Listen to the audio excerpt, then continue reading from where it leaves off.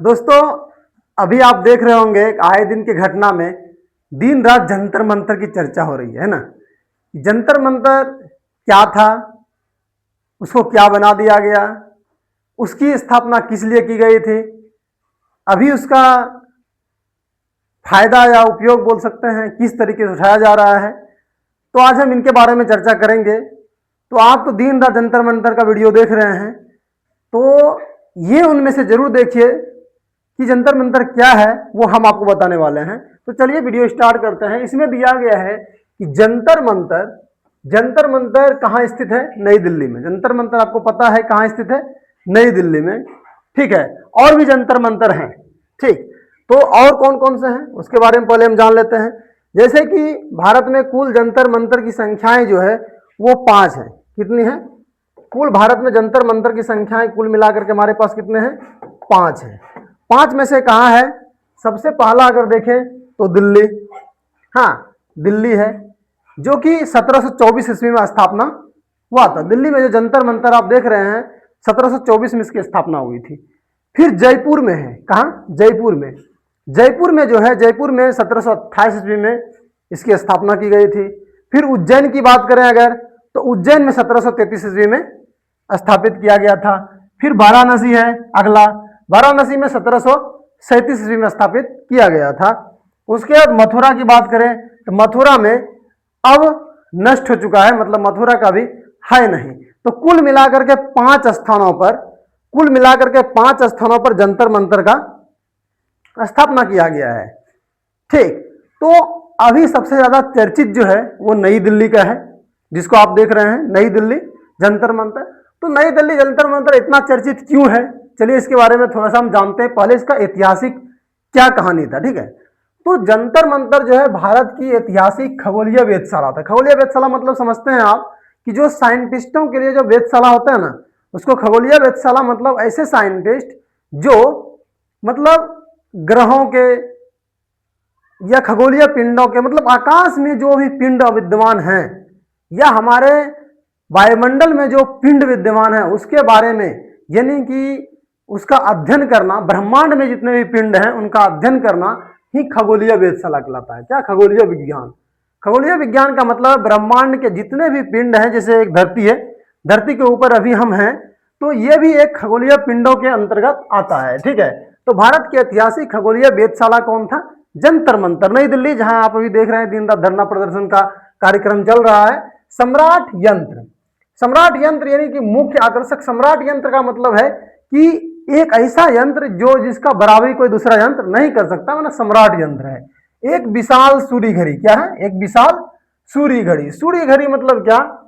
वो जो घड़ी है वहां पे, पहले इसके बारे में पढ़ लेते थोड़ा सा। बोल रहा है इससे इससे समय, घंटा, मिनट, सेकेंड का सटीक मापन किया जा सकता है।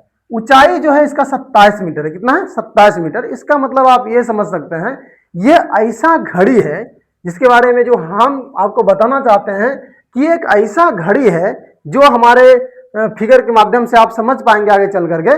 लेकिन अभी हम आपको बताना चाहते हैं कि ऐसा घड़ी है जैसे कि आप पुराने जमाने में देखा करते थे कि जब हमारे यहाँ सुबह होता था या रात के कुछ 12 बज जाते थे, 2 बज जाते थे, या दोपहर का कितना समय हुआ, तो जो गांव घर में लोग होते थे, जो बूढ़े पुराने जो अनुभवी लोग होते थे, जिनके घर में दीवार हुआ करते थे, या उनके कहीं पे ऐसा छैया होता था 12 बज रहा है, इसका मतलब दीवार के बराबर में छांव पड़ेगा, तो उसको समझ लेता था वो 12 बज गया। अगर दोपहर हो रहा है तो दीवार के छांव से अगर थोड़ी दूर तक जाकर के वहां तक चला गया, अगर आंगन पार कर रहा है, इसका मतलब है 2 बज गया, 4 बज गया, 6 बज गया। इस तरीके से वो समय का मापन करते थे। सेम वही पर आधारित ये एक है, इसमें सुई, कांटा, बैटरी ऐसा कुछ नहीं है, यानी कोई यंत्र नहीं है इसमें। ये जो घड़ी है इसमें कोई यंत्र नहीं है, ये सिर्फ ऐसा घड़ी है जो कि सूर्य के छांव से बताता है, जैसे कि लोग पहले देखा करते थे। तो उस तरीके का यह घड़ी है, और ऐसा घड़ी है जो कि एकदम निश्चित एक सही समय बता देता है। देखिए, वैज्ञानिकों के द्वारा किया गया कार्य है तो आप जानते ही होंगे बेहतर ही तरीका का होगा और बेहतर ही किया गया होगा, क्योंकि कोई भी चीज ऐसे नहीं होते हैं जो बिना रिसर्च का हो, यानी रिसर्च किया जाता है और ऑथेंटिक 100% वो सत्य होता है। कुछ ऐसे फालतू बात नहीं कह दिए जाते हैं जैसे कि पंडितों के द्वारा कह दिए जाते हैं कुछ से कुछ, लेकिन वैज्ञानिकों के द्वारा कोई फालतू बात कभी नहीं बोले जाते हैं। जो भी बोले जाते हैं उसको रिसर्च में लेकर के, यानी उस पर गहन अध्ययन करने के बाद ही बोला जाता है। जैसे कि आप अल्बर्ट एडिसन एक बल्ब बनाया तो देखें आप हजारों बार उसके ऊपर अध्ययन करने के बाद एक बल्ब बना पाया। तो क्या है उसकी विशेषताएं, क्या है, हम विशेषताएं के बारे में पढ़ते हैं। बोल रहा है बिना किसी आधुनिक उपकरण से बनाया गया है। बिल्कुल सही बात, बिना कोई आधुनिक उपकरण से बनाया गया है। यह जैसे हम बताएं आपको, पत्थर और चूने से निर्मित विशाल यंत्र, पत्थर और चूने से निर्मित है, यानी कि वो दीवाल है एक प्रकार से। छाव जो होता है ना, जो कि प्रकाश जो सुबह जैसे उगती है, मान लो सूरज इधर से होगा, यहाँ पे दीवाल दे देंगे, छाव उधर नहीं जाएगा। अगर इतना नीचे दीवाल देंगे तो हल्का छाव जाएगा। तो वही उसी आधार पे ये मतलब छाव के सूर्य के आधार पर इसका समय निर्धारण किया गया है। तो पत्थर और चूने से निर्मित दीवाल है वगैरह वगैरह। हाँ, दीवाल का डिजाइनिंग अलग है ताकि वो सही तरीके से मतलब समय दर्शा सके। ठीक है, उसके बाद बोल रहा है कि वैज्ञानिक दृष्टि से अत्यंत सटीक है, बहुत ही सटीक है। उसके बाद आज भी कई यंत्र कार्यशील हैं, आज भी कई यंत्र जो है कार्यशील है। यूनेस्को द्वारा संरक्षित धरोहर है, ये यूनेस्को में भी शामिल है, यानी यूनेस्को द्वारा संरक्षित धरोहर है। जय प्रकाश यंत्र क्या है, बोल रहा है कि आकाशीय पिंडों की स्थिति जानने के लिए प्रयोग किया जाने वाला यंत्र जो था उसको जय प्रकाश यंत्र कहा जाता था। ठीक है, उसके बाद राम यंत्र क्या होता था, किसी तारे या ग्रह की ऊंचाई और दिशा मापने के लिए जो प्रयोग होता था उसे क्या कहते थे, राम यंत्र कहते थे। उसके बाद बोल रहा है मिस्र यंत्र क्या होता था, मिस्र यंत्र, मिस्र यंत्र वो होते थे विभिन्न खगोलीय गणनाओं के लिए प्रयोग किया जाता था, उसे मिस्र यंत्र कहा जाता था। ठीक है, उसके बाद देखते हैं दूसरे तरफ में क्या दिया गया है। इसे निर्माता, इसके निर्माता कौन थे भाई, इसके निर्माता थे सवाई जयसिंह द्वितीय। कौन, सवाई जयसिंह द्वितीय, जो जयपुर के महाराजा थे, जयपुर के महाराजा थे। इन्होंने ही ये दिल्ली में जंतर मंतर का निर्माण करवाया था, जो आज हम लोगों के यूज में आ रहा है। वहां से हम देश विदेश तक अपनी बातों को पहुंचा पा रहे हैं, ताकि देश तक तो पहले पहुंच जाए, ये बात है। बी निर्माण वर्ष, क्या निर्माण वर्ष क्या था, 1724 ईस्वी। क्या 1724 ईस्वी, जैसे कि मैंने आपको पहले यहां बताया था 1724 ईस्वी में जो है वो दिल्ली का जंतर मंतर बनाया गया। 1728 में जयपुर का जंतर मंतर बनाया गया। उसके बाद उज्जैन का 1733 में बनाया गया। वाराणसी में 1733 का 37 में बनाया गया, और मथुरा में जो है अभी है नहीं। ठीक है, तो निर्माण वर्ष ये था 1724 ईस्वी में, और निर्माण कार्य पूरा भी हुआ था 1724 में, मतलब पहले से बनाया गया होगा, लेकिन 1724 ईस्वी में इसकी स्थापना की गई। स्थान क्या है, स्थान क्या है तो नई दिल्ली। और वो कहाँ है भाई, आप तो जान ही रहे हैं कि भारत में दिन रात चर्चाओं में है, जो नहीं भी जानते थे वो भी जंतर मंतर के बारे में जानना शुरू कर दिए। इसीलिए हम सोचे थोड़ा टॉपिक के बारे में लेकर के आए और आपको बेहतर तरीके से बताएं जंतर मंतर आखिर है क्या। ठीक है, आज क्या हो रहा है वो तो आप जान ही रहे हैं, लेकिन ये क्या था इसके बारे में हम आपको बताना चाहते हैं। अच्छा, क्या बोल रहा है कि कनॉट प्लेस के पास है। अक्षांश कितना, अक्षांश भी अगर आप याद रखना चाहते हैं 28 डिग्री 38 मिनट से लेकर के 70 डिग्री 13 मिनट तक है। ठीक है, पूर्व और उत्तर की दिशा में है। उद्देश्य क्या है, खगोलीय पिंडों का अध्ययन करना उसका उद्देश्य था, लेकिन अभी उद्देश्य अलग हो गया है। समय मापन, समय मापन, ग्रहण का पूर्वानुमान, ग्रहण का पूर्वानुमान लगाया जा सकता था। पंचांग निर्माण किया जा सकता था। ऋतुओं का निर्धारण, यानी कि कुल मिलाकर के अगर आप सोचें तो ब्रह्मांड में जितने भी कार्य हो रहे हैं या ब्रह्मांड में जितने भी कार्य होते थे उसके ऊपर हमको क्या करना था, रिसर्च करना था। इसके लिए यह जंतर मंतर का निर्माण कराया गया था। कुल मिलाकर बात यह थी। बोल रहा है ये कैसे काम करता है, सूर्य की किरणों पर यंत्र पड़ती है और छाया की स्थिति, क्या बोल रहा है, जो छाया बनती है ना, छाया की स्थिति वो लंबाई से समय, तारीख और खगोलीय जानकारी प्राप्त की जाती है। ये बात महत्वपूर्ण थी। ये कैसे काम करती है, तो छाया से करती है। इसमें कोई बैटरी वगैरह कोई यंत्र है नहीं। वैज्ञानिक महत्व क्या है इसका भाई, वैज्ञानिक महत्व है कि प्राचीन भारत की वैज्ञानिक सोच का प्रमाण है। ये प्राचीन भारत के वैज्ञानिक की सोच का प्रमाण है, जो पहले जमाने में वैज्ञानिक इस तरीके से इसके बारे में सोचा और ऐसा यंत्र बना करके रख दिया। खगोलीय विज्ञान के विकास में महत्वपूर्ण योगदान दिया इन्होंने। आज भी शोध और अध्ययन के लिए उपयोगी होते हैं ये, बिल्कुल बात सही है। यह हमारी समृद्ध वैज्ञानिकों विरासत का प्रसिद्ध है। यही बताया जा रहा है कि हमारा वैज्ञानिक इतना पहुंचा हुआ फकीर था और उन्होंने इतना इतना कुछ कर चुका था। ठीक है, प्रतियोगी परीक्षा के लिए इससे क्या तथ्य निकल रहे हैं, निर्माता सवाई जय सिंह है, ये आपको जानना जरूरी है। निर्माण वर्ष 1724 ईस्वी में हुआ है, ये भी जानना जरूरी है। स्थान नई दिल्ली है, ये भी जानना जरूरी है। उपयोग क्या है, खगोलीय अध्ययन और समय मापन के लिए इसको उपयोग के लिए बनाया गया था। कुल जंतर मंतर की संख्या कितनी है, 5 है। कितने हैं, 5 हैं। ये थी जंतर मंतर नई दिल्ली से कुछ मतलब विशेष प्रमुख बातें जो आपने जाना। आप देखते हैं दूसरे पेज में दिया गया है कि जंतर मंतर नई दिल्ली पर धरना प्रदर्शन का इतिहास क्या हुआ। मतलब बात यह है कि धरना प्रदर्शन आप देख रहे हैं, पहले उस कार्य के लिए उसको बनाया गया था, लेकिन बहुत दिनों से इस पे धरना प्रदर्शन, जब भी कोई बड़ा प्रदर्शन होता है तो जंतर मंतर का सहारा लिया जाता है। तो चलिए हम शुरू करते हैं। जंतर मंतर नई दिल्ली पर है, ये तो जानिए रहे हैं। धरना प्रदर्शन का इतिहास क्या है, जो जंतर मंतर पर धरना प्रदर्शन किया जा रहा आज की डेट में, उसका इतिहास क्या है। बोल रहा है कि सबसे पहले किसने किया, उस उद्देश्य से किया, और मतलब सॉरी किस उद्देश्य से किया और कौन किया ना, ये सभी बातें हैं। और अब तक कौन कौन किए हैं, वो सारी चीजें जानकारी इसमें दी गई है। लेकिन बात यह है कि अगर आप देखेंगे तो ऐसा जरूरी नहीं है कि आप सटीक जानकारी नहीं ले सकते हैं सबसे पहली बार किसने किया था, ऐसा बोलना भी कोई अलग बात हो जाती है। ठीक है, सबसे पहला धरना प्रदर्शन के बाद में अगर बोला जाए, स्वतंत्रता के बाद पहला बड़ा प्रदर्शन 1951 में हुआ था। क्या 1951 में, वर्ष 1951 में क्या था, किसने किया था, डॉक्टर बाबा साहब भीमराव अंबेडकर ने किया था। एक महान व्यक्ति थे जिन्होंने इसको धरना प्रदर्शन को शुरुआत किया और इन्होंने ये हिस्सा लिया। उद्देश्य क्या था भाई, हिंदू कोड बिल को पारित कराने की मांग की गई थी। यह दलितों और महिलाओं के अधिकारों से जुड़ा हुआ ऐतिहासिक आंदोलन था। किससे, दलितों और महिलाओं से। और बार बार महिलाओं और दलितों के सुरक्षा के लिए तो कदम उठाया जा रहा है, और उठाना हर एक जहां पे जिसको पीड़ा होती है वो हमेशा कदम उठाएंगे। अगर आपको आज कोई एक थाप मार देता है तो कल आप जरूर आवाज उठाएंगे। तो सेम वही बात है, जैसे ही देश को जिस तरह की दिक्कत हो रही है वैसे वैसे आवाज उठाए जा रहे हैं। और ये आज ही की बात नहीं है, ये मतलब निरंतर चलते रहेगा, ये क्रिया निरंतर चलते रहेगा और इस तरह से आपको देखने को मिलेगा। 1951 ईस्वी में डॉक्टर भीमराव अंबेडकर ने हिंदू कोड बिल पारित करना, महिलाओं और दलितों के अधिकार को दिलाने के लिए इन्होंने एक धरना प्रदर्शन किया था। दूसरा क्या है, 1974 ईस्वी में जयप्रकाश नारायण आप जान रहे हैं, उद्देश्य क्या था, संपूर्ण क्रांति आंदोलन। क्या, संपूर्ण क्रांति आंदोलन, भ्रष्टाचार और महंगाई और बेरोजगारी के खिलाफ जो है ये आंदोलन किया गया था। ठीक है, उसके बाद 75-77 में लोकनायक आंदोलन बनाया, मतलब नाम ही था उसका, क्या, लोकनायक आंदोलन ही नाम था। उसके बाद उद्देश्य क्या था उसका, आपातकाल के खिलाफ और लोकतंत्र की बहाली, आपातकाल के खिलाफ लोकतंत्र की बहाली। बोल रहा है बीपी सिंह ने एक बार सामर्थ्य दिया था। उसके बाद बोल रहा है वो क्या किए थे, भ्रष्टाचार के खिलाफ जनता दल सरकार के समर्थन में जनसभाएं ये किए थे। 1989 ईस्वी की बात है। 1990 में आप जानते हैं मंडल आयोग समर्थक थे।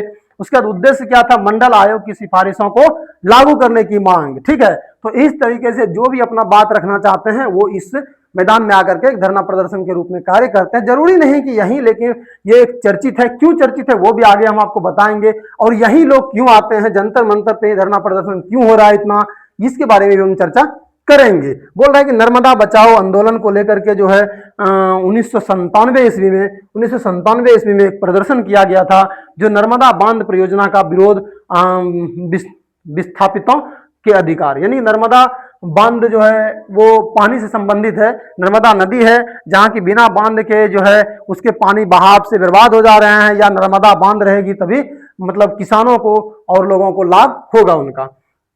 क्या है, भूख हड़ताल किया था कौन, 2001 में अन्ना हजारे। क्या, अन्ना हजारे आ गए हैं। रालेगंज सिद्धि थी, क्या, किसानों की कर्ज माफी और न्याय की मांग करने के लिए ये 2001 में आए थे। कहां, जंतर मंतर आए थे। इंडिया अगेंस्ट करप्शन, यानी कि इंडिया के जो आदमी है वो जो करप्शन कर रहे हैं, या इंडिया के जो भी जिस प्रकार की संस्था हो, अगर करप्शन वहां हो रहा है तो वो हटाने के लिए अन्ना हजारे और उनके टीम। उद्देश्य क्या था, जन लोकपाल बिल। क्या, जन लोकपाल बिल, आप जानते हैं जनता के लिए ये था की मांग। भ्रष्टाचार के खिलाफ आंदोलन किए थे। कब, 2011 में। ठीक है, बोल रहा है 2012-13 निर्भया आंदोलन, आप तो जानते ही होंगे, मतलब कौन नहीं, जो भी आंदोलन इसमें हैं ज्यादातर महत्वपूर्ण आंदोलन ही जो बहुत ज्यादा चर्चित रहे थे, उसके बारे में हम आपको मुख्य के रूप में बताएंगे बाद में फिर। ठीक है, तो निर्भया आंदोलन आप जान रहे होंगे। उद्देश्य क्या था, निर्भया कांड के दोषियों को सजा और महिलाओं की सुरक्षा के लिए कड़े कानून बनने चाहिए ताकि इस तरह की घटना दोबारा नहीं हो पाए। लेकिन दिन आप देख रहे हैं कि देश में ऐसी घटनाएं हो तो रही ही है, लेकिन कोई बात नहीं, देश धीरे धीरे मजबूत पकड़ बनाएगी, और इसके ऊपर काम करती ही जा रही है। देखिए सरकार है, धीरे धीरे काम तो करती ही है, ऐसा नहीं नहीं कर रही है। कोई निकम्मे सरकार नहीं होते हैं, या कोई भी अगर आपको मतलब कोई एक संस्था ऐसा नहीं हो सकता जो हर जगह से हर तरफ से पूरी तरीके से मजबूत हो सकती है। कहीं ना कहीं थोड़ी सी भूल चूक हो ही जाती है, लेकिन कोई बात नहीं, देखते हैं कौन सी सरकार हमारे लिए क्या क्या करती है। 2019 की बात अगर करें, 2019 में नागरिकता संशोधन बिल CAA, ये तो आप भली भांति जानते ही होंगे। इस पे तो चर्चाएं अभी चुनाव से पहले भी भयंकर चर्चा हुआ। किसने विभिन्न छात्र संगठन, सामाजिक संगठन उद्देश्य CAA, NRC और NPR के विरोध में प्रदर्शन किए थे। ये सभी चर्चाएं बीच बीच में भी CAA के बारे में हुआ। 2020 में देखिए क्या बात हुआ है कि किसान आंदोलन प्रारंभिक चरण, किसान आंदोलन का जो प्रारंभिक चरण था, किसने? भारतीय किसान यूनियन और अन्य किसान संगठन ने किया। उद्देश्य क्या था? 3 कृषि कानूनों के विरोध में। ये भी बहुत चर्चा में रहा था। ठीक है, अगर आप चाहते हैं कि इनके बारे में हर एक चीजों के बारे में पढ़ना, तो अगर आप कमेंट करेंगे तो हम कोई एक चीजों के बारे में आपको विशेष तरीके से बता सकते हैं, लेकिन इतना समय होता नहीं है, इसलिए हम जिस तरीके से भी समझा पा रहे हैं उस तरीके से आपको समझाते हैं। ठीक है, बोल रहा है कि 13वां नंबर क्या है? 2021 में बेरोजगारी के खिलाफ युवा आंदोलन। क्या? बेरोजगारी के खिलाफ युवा आंदोलन हुआ। किसने किसने? इतना स्पीड से इतना जल्दी कर रहे हैं, फिर भी देखिएगा टाइम कितना हो जाएगा करते करते मेरा। विभिन्न युवा संगठन, छात्र। उद्देश्य क्या था? बेरोजगारी था, पेपर लीक और भर्ती घोटालों के खिलाफ यह आंदोलन किया गया था। क्या? बेरोजगारी के खिलाफ युवा आंदोलन 2021 में किया गया था। 2022 में कौन सा आंदोलन किया गया? अग्निवीर योजना विरोध। ये भी एक अलग चीज ही थी। देखिए इसके बारे में भी आप जानते होंगे, अगर युवा होंगे तो बिल्कुल जानते होंगे, या नहीं है तो युवाओं के भविष्य को लेकर के चिंतित उसके बूढ़े बाप भी होते हैं, छोटे बच्चे भी होते हैं, इसलिए युवाओं के साथ खिलवाड़ तो बड़ी ही अन्याय है। किसने?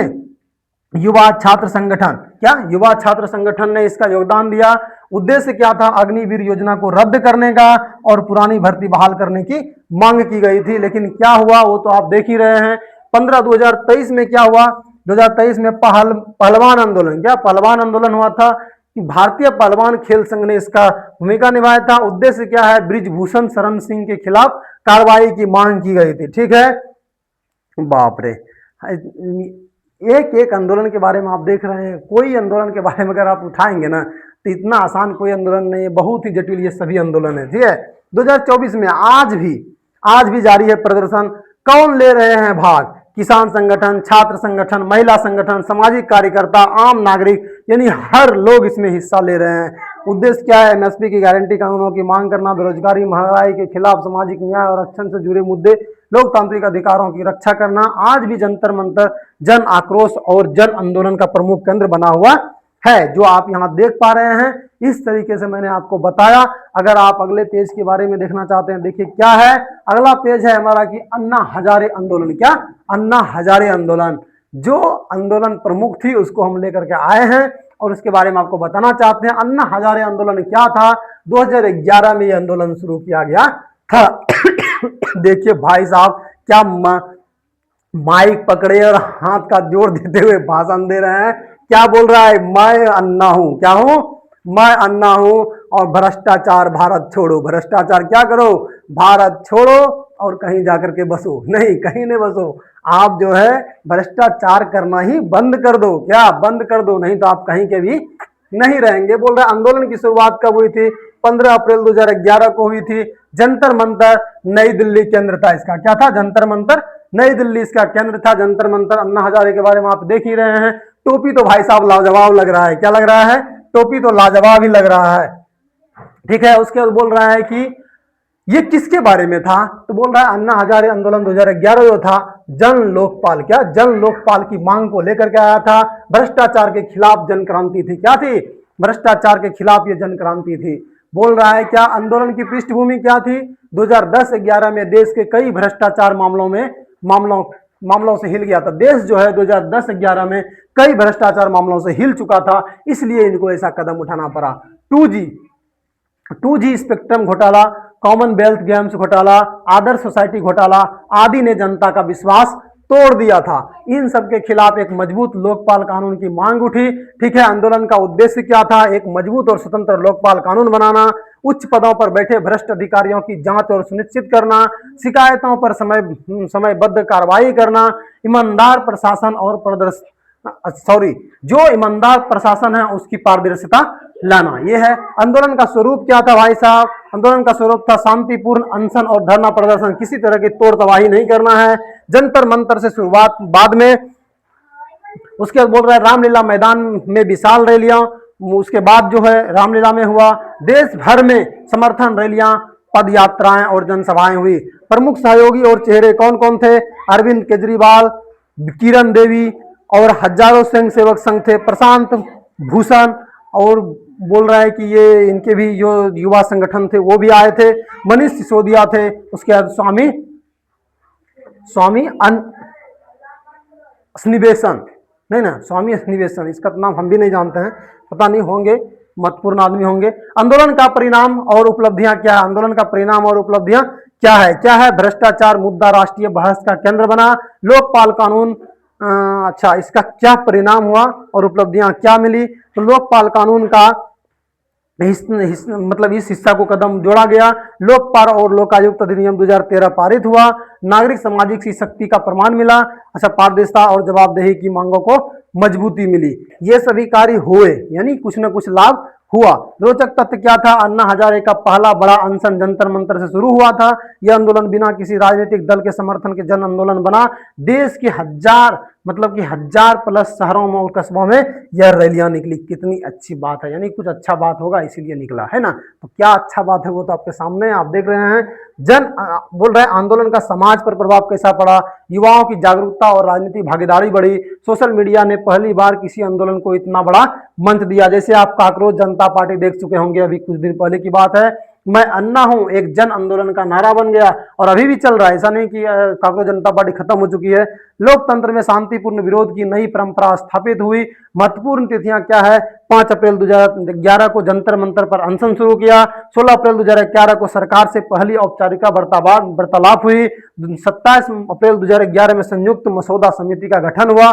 2013 में लोकपाल और लोकयुक्त अधिनियम पारित हुआ, यानी इसमें से कुछ हाथ लगा। 10 क्या है? आलोचनाएं। आंदोलन के बाद राजनीतिक विकल्प को लेकर मतभेद हुआ। लोकपाल कानून के पर्याप्त मजबूती नहीं माना गया। अच्छा, कुछ लोग राजनीतिक महत्वाकांक्षा को कदम बताया, ये भी है। परीक्षाएं, देखो आलोचनाएं तो होते ही रहती है, इसके बारे में इतना सोचना है नहीं। परीक्षा के लिए महत्वपूर्ण बिंदु क्या है? अन्ना हजारे आंदोलन 2011 लोकपाल की मांग है। शुरुआत 5 अप्रैल 2011 में जंतर मंतर। ये अगर आप चाहना इसके बारे में पढ़ना चाहते हैं तो आप इसका एक स्क्रीनशॉट लेकर के पढ़ सकते हैं, ठीक है। बोल रहा है कि प्रमुख सहयोगी अरविंद केजरीवाल, किरण देवी और प्रशांत भूषण आदि थे।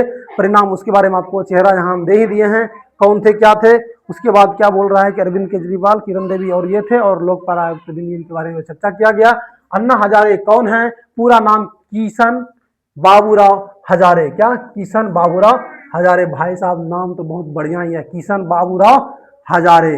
बाबूराव आप्टे को आप जानते होंगे, तो किशन बाबूराव हजारे हैं यहाँ पे। महाराष्ट्र के रालेगंज सिद्धि गांव के निवासी हैं। ये इनका गांव है। सोना में सेना में सेवा के, हिंदी गड़बड़ा गया है, सेना में सेवा के बाद समाज सेवा को समर्पित हुए, ठीक है। उसके बाद बोल रहा है गांव विकास, जल संरक्षण, शिक्षा और नशा मुक्ति के लिए प्रसिद्ध हुए, ठीक है। ये सभी कार्य इन्होंने किया, ठीक है। बोल रहा है प्रमुख घटनाक्रम क्या है? प्रमुख घटनाक्रम है 5 अप्रैल 2011, क्या है? जंतर मंतर पर अनशन शुरू करना पहला। 9 अप्रैल 2011 विशाल समर्थन देश भर में रैलियां। 16 अप्रैल 2011 सरकार से बातचीत शुरू। 27 अप्रैल 2011 संयुक्त मसौदा समिति का गठन। 11 में क्या हुआ? अगस्त 11 में रामलीला मैदान में बड़ा अनशन हुआ। 1 दिसंबर 2011 में लोकसभा ने लोकपाल बिल पारित किया, परंतु राज्यसभा में लंबित रहा, ठीक है। सरकार की प्रतिक्रिया क्या थी? प्रारंभ में सरकार ने आंदोलन को हल्के में लिया, बाद में व्यापक जनवाद के चलते बढ़ता के लिए मजबूर हुई, ये भी बात है। संयुक्त मसौदा समिति बनाएगी, वाह, हाथ तो लगा भैया साहब। निष्कर्ष क्या है? अन्ना हजारे आंदोलन 2011 ने भारत में भ्रष्टाचार के खिलाफ जनता की एकता, शांतिपूर्ण संघर्ष की शक्ति और लोकतांत्रिक अधिकारों के उपयोग का जीवंत उदाहरण प्रस्तुत किया। अभ्यासिक प्रश्न क्या होते हैं इससे कि अन्ना हजारे अनशन आंदोलन पर कब और कहां शुरू किया? तो जंतर मंतर में शुरू किए, 5 अप्रैल 2011 को शुरू किए, ठीक है। अगला पेज इसी से रिलेटेड है, इसके बारे में आप पढ़ सकते हैं, स्क्रीनशॉट लेकर के देख सकते हैं। फिर हम अगले पे चर्चा करते हैं। इसमें अन्ना हजारे के आंदोलन के बारे में, जनलोक के बारे में था, आंदोलन का कारण क्या क्या था, यहाँ सारा कारण दिया हुआ है। उसके बाद आंदोलन की प्रमुख बातें क्या थी, ये भी दिया हुआ है। चलिए एक बार पढ़ ही लेते हैं। देश में भ्रष्टाचार चरम सीमा पर था, ये कारण था। सरकारी तंत्र में जवाबदेही और पारदर्शिता का अभाव था, यह भी कमी थी। भ्रष्टाचार, अधिकारियों और नेताओं के खिलाफ सख्त कार्रवाई करनी चाहिए थी, ये की थी। लोकपाल संस्था की मांग वर्षों से लंबित थी, अन्ना हजारे ने एक सशक्त जन लोकपाल की बिल की मांग की। ठीक है, आंदोलन की प्रमुख बातें ये सभी थी।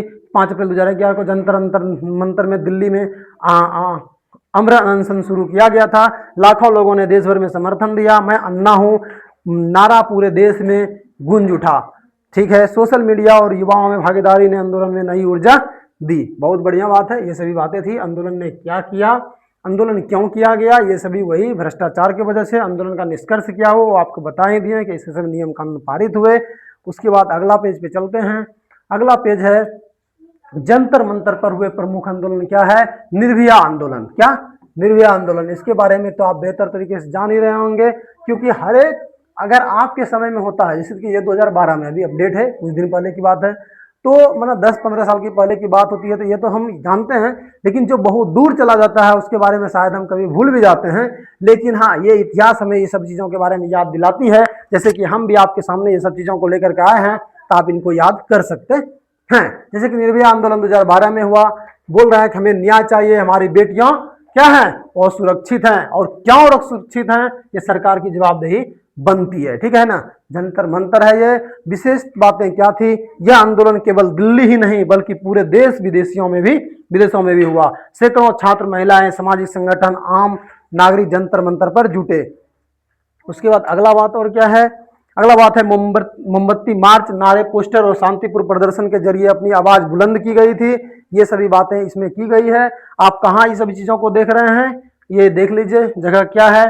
ठीक है, हम चुप नहीं रहेंगे, न्याय लेकर रहेंगे, ये सब बातें बोली गई थी। बहुत अच्छी बात है। जंतर मंतर, नई दिल्ली। आंदोलन का कारण क्या था 16 दिसंबर 2012 को नई दिल्ली में एक युवती के साथ हुए जनगणने सामूहिक बलात्कार और हत्या की घटना ने पूरे देश को झकझोर के रख दिया।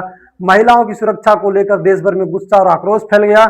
इस घटना के विरोध में हजारों लोग जंतर मंतर पर एकत्र हुए। ये सभी बातें हैं। उसके बाद अगली बात क्या है, आंदोलन क्यों किया गया, आंदोलन क्यों किया गया। दोषियों को कड़ी से कड़ी सजा दिलाने की मांग की गई। पुलिस प्रशासन की लापरवाही और व्यवस्था सुधार में मांग की गई।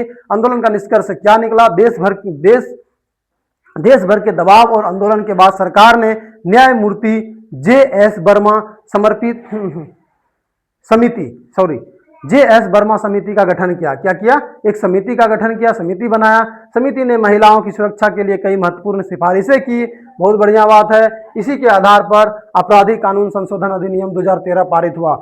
बहुत अच्छा, 2013 में उधर भी हुआ इधर भी हुआ। कई नए प्रावधान जोड़े गए। बलात्कार के लिए सजा और कठोर बनाया गया, और अगर हो सके तो सरकार इसके ऊपर ध्यान दे रही है, और यह बहुत ही जरूरी है। ये क्या है, बहुत ही जरूरी है, ये बहुत जरूरी है, क्योंकि हमारे देश की बेटियां सुरक्षित रहेगी तभी हम देश को आगे, हम अपने घर को छोड़ करके, हम अपने घर से कहीं बाहर, जैसे कि आप देख रहे हैं यहाँ के हजारों मतलब बिहार, झारखंड, हमारे देश से, पूरे देशों से, अलग अलग राज्यों में लोग मतलब जाते हैं क्या करने के लिए, अपने घर को चलाने के लिए, रोटी कमाने के लिए, पैसे कमाने के लिए जाते हैं। वो किसके सहारे, सरकार के सहारे, हमारे सिस्टम के सहारे अपने घर में अपनी बहू बेटियों को छोड़ करके जाते हैं। तो हमारी बहू बेटियों के लिए एकदम निश्चित कठोर नियम और कानून होने ही चाहिए, ये तो जरूरी ही है हमारे देश के लिए। आंदोलन से क्या लाभ हुआ, महिलाओं की सुरक्षा को लेकर एक बड़ा कानून व्यवस्था में सुधार हुआ, समाज में महिलाओं के प्रति जागरूकता और संवेदनशीलता बढ़ी। निर्भया आंदोलन ने देश की जनशक्ति ताकत को पहचान दिलाई। बहुत बढ़िया बात है कि ऐसा ही आंदोलन हुआ। ठीक है, उसके बाद अगला पेज है जंतर मंतर पर ऐतिहासिक आंदोलन CAA-NRC। ये तो बार बार चर्चा में आते ही रहते हैं। ठीक है, आंदोलन कहाँ था, आंदोलन का केंद्र कहाँ था, जंतर मंतर नई दिल्ली था। आंदोलन काल क्या था, दिसंबर 19 से लेकर के मार्च तक के चला हुआ था। संविधान बचाओ, लोकतंत्र बचाओ, देश बचाओ। संविधान अगर हमारा बचा हुआ है तभी हम सुरक्षित हैं, लोकतंत्र हमारा बचा हुआ है तभी हम सुरक्षित हैं। और लोकतंत्र, संविधान, सारे कुछ बचे हुए हैं, नियम कानून हमारे हाथ में है, तो मानो कि हमारा देश भी हमारे साथ बचा हुआ है। ये हमारे साथ होती है। क्या कह रहे हैं लोग, हम नागरिकता नहीं अधिकार चाहते हैं, हम नागरिकता नहीं चाहते हैं, अधिकार चाहते हैं। नागरिकता दे देने से अगर हमारे देश को सुरक्षित नहीं रखा जाए, हमारे यहाँ नागरिक सुरक्षित नहीं है, तो ऐसी नागरिकता हमें नहीं चाहिए, बिल्कुल नहीं चाहिए। क्या, ऐसी नागरिकता नहीं चाहिए। जंतर मंतर बना जन आवाज, हर मजहब, हर वर्ग की एक ही पुकार। क्या, CAA-NRC वापस लो यार। ठीक है, आंदोलन का प्रभाव क्या था? देश भर में छात्रों, महिलाओं, बुद्धिजीवियों, नागरिकों की एकजुटता देखने को मिली। जंतर मंतर, शाहीबाग, अलीगढ़, हैदराबाद, लोग कोलकाता सहित देशों में कई हिस्सों में विशाल धरने प्रदर्शन हुए। इस आंदोलन के संविधान, मान्यता, न्याय, लोकतंत्र रक्षा के लिए देशव्यापी चेतना पैदा की। बहुत बढ़िया बात। सीएए को लेकर सरकार ने राष्ट्रीयकरण देने की आश्वासन देने पड़े। अच्छा, आंदोलन का निष्कर्ष क्या निकला? सरकार ने कई बार कहा कि सीएए लागू है, लेकिन आशंकाओं से दूर किया जाएगा। ठीक है, सीएए अभी तक पूरी तरह से लागू नहीं किया गया है, वो तो आप जान ही रहे हैं। आंदोलन ने लोकतंत्र, ये तो बार बार चर्चे में आती रहती है, सरकार ऐसे ही इस पे बोलते रहती है। संविधान और नागरिक अधिकारों की लड़ाइयों को मजबूत किया गया। ठीक है, यह आंदोलन भारत के इतिहास और शांतिपूर्ण और वैचारिक जन आंदोलन के रूप में दर्ज है। इस आंदोलन के बड़े संदेश क्या थे? संविधान सर्वोपरि है, किसी भी कानून से ऊपर है, नागरिकता का अधिकार सभी को समान रूप से मिलना चाहिए, धर्म के आधार पर भेदभाव देश की एकता के लिए खतरनाक है, बिल्कुल सही बात है, अहिंसा, एकनाथ, जागरूकता और लोकतंत्र की रक्षा के लिए ये खतरे की बात हो सकती है। तो इस तरीके से है, इस आंदोलन का बड़ा संदेश ये था। संविधान हमारा जो है, भारत का संविधान, इसे बचाना बहुत ही जरूरी है हमारे लिए, क्योंकि हमारा भारत का संविधान अगर सुरक्षित है तो हम पूर्ण रूप से सुरक्षित माने जाएंगे। और मान लो कि अगर हमारा संविधान सुरक्षित है, हम पूर्ण रूप से सुरक्षित हैं। उसके बाद बोल रहा है सीए क्या है? नागरिकता संशोधन अधिनियम 2019 के तहत पाकिस्तान, बांग्लादेश और अफगानिस्तान से आए हिंदू, सिख, बौद्ध, जैन, फारसी और ईसाई समुदाय के गैर मुस्लिम प्रवासियों को भारत की नागरिकता देने का प्रावधान किया गया है। क्या है इसमें? यही सब बातें की गई है। क्या बातें की गई, एक बार फिर देख लेते हैं हम लोग, क्योंकि सबसे बड़ी बात यह जानना जरूरी है कि हम सीए क्या होता है। बोला नागरिकता संशोधन अधिनियम 2019 के तहत पाकिस्तान, बांग्लादेश, अफगानिस्तान से आए हिंदू, सिख, बौद्ध, मतलब हमारे देश के आसपास यानी बगल के जो है सिख, बौद्ध, जैन, फारसी और ईसाई समुदाय के, मतलब सभी समुदाय के गैर मुस्लिम प्रवासियों को भारत की नागरिकता देने का प्रावधान किया गया। मतलब कि मुस्लिम के अलावे नहीं, गैर मुस्लिम। ठीक है, ये सही बातें हैं। आंदोलन क्या हुआ? आंदोलन हुआ, यह कानून संविधान का अनुच्छेद 14 समानता का अधिकार और 15 भेदभाव के निषेध के विरुद्ध माना गया, इसीलिए इसका आंदोलन भी हुआ। सही बात है। सीएए को धर्म के आधार पर नागरिकता देने वाला भेदभावपूर्ण कानून माना गया। एनआरसी सीएए के साथ मिलकर लागू करने पर लोगों को नागरिकता छीनने से डर था। ये सभी बातें थी। और प्रमुख मांगे क्या थी? सीएए 2019 को पूरी तरह से वापस लिया जाए, ये बात कही। दूसरा बात क्या कही? एनआरसी राष्ट्रीय नागरिक पंजीकरण की प्रक्रिया तुरंत बंद की जाए।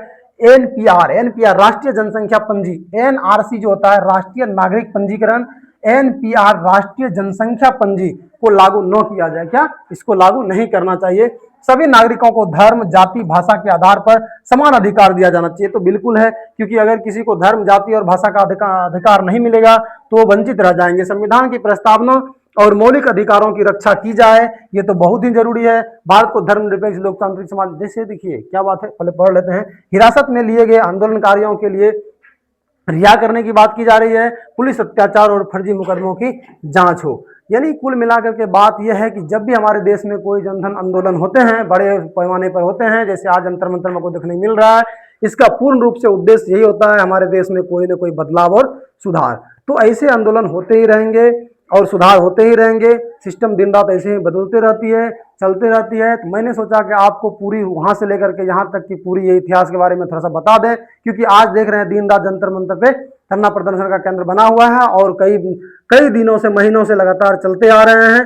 कभी कांग्रेस जनता पार्टी का, कभी ये अभी जो चल रहा है। ठीक, तो इस तरह से अभी देखते हैं मांगचुन साहब क्या है, उसकी स्थिति क्या है, कितने दिन से अनशन पर पड़े हुए थे। ठीक है, तो इस तरीके से हमको लगा कि आपको ये मतलब जानकारी देना बहुत ही अहम आवश्यक है, इसलिए मैंने सारे इतिहास को उठा करके लाया और आपको एक बार बताने की कोशिश की कि आखिर जंतर मंतर क्यों बनाया गया था, जंतर मंतर क्या था और इस पे आज क्या कार्य चल रहे हैं। ठीक है, अगर आपको ये वीडियो अच्छा लगा तो दूसरे के साथ शेयर साझा जरूर करिए और मिलते हैं अगले वीडियो में। नेक्स्ट के लिए तब तक वेट करिए।